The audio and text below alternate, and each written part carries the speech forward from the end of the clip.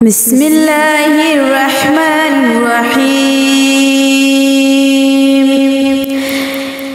ইন্না আনজালনাহু ফি লাইলাতিল কদর ওয়া মা আদরাকা মা লাইলাতুল কদর লাইলাতুল কদরি খায়রুম মিন আলফি শাহর তানাজ্জালুল মালাইকাতু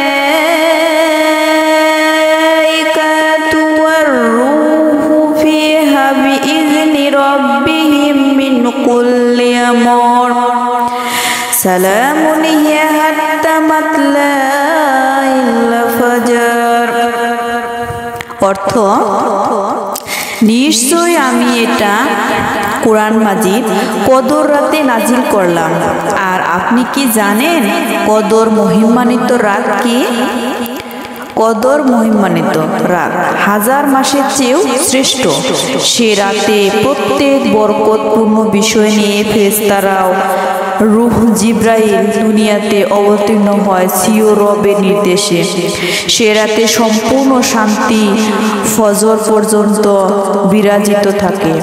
সুবহানাল্লাহ। লাইলাতুল কদরের অর্থ, কদরের এক অর্থ মাহাত্ম্য ও সম্মান। কেউ কেউ এ স্থলে এ অর্থই নিয়েছেন।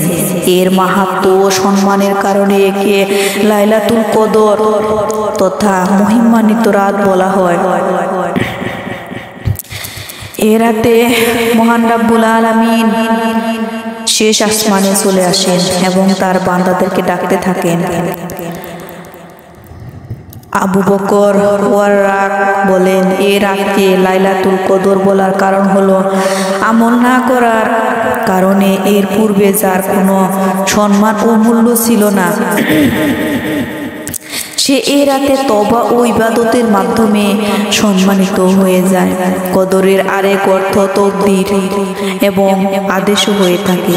এ রাতে পরবর্তী এক বছরের অবধারিত বিধিলিপি ব্যবস্থাপক ও প্রয়োগকারী ফেরেশতাদের কাছে হস্তান্তর করা হয়। তাতে প্রত্যেক মানুষের বয়স, মৃত্যু, রিজক, বৃষ্টি ইত্যাদির পরিমাণ নির্দিষ্ট ফেরেশতাদেরকে লিখে দেওয়া হয়। হযরত ইবনে আব্বাস রাদিয়াল্লাহু আনহু এর মতে ইসরাফিল, মিকাইল, আজরাইল ও জিবরাইল আলাইহিস সালাম ফেরেশতাকে এ সকল কাজ সুপর্দ করা হয়। কুরতুবী। মহান রাব্বুল আলামিন এ রাতে, কদরের রাতে তার বান্দাদেরকে ডাকতে থাকে, তোমরা আমাকে ডাকো, তোমরা আমার ডাকে সাড়া দাও, তোমরা চাও আমার কাছে, কি চাও আমি দেব।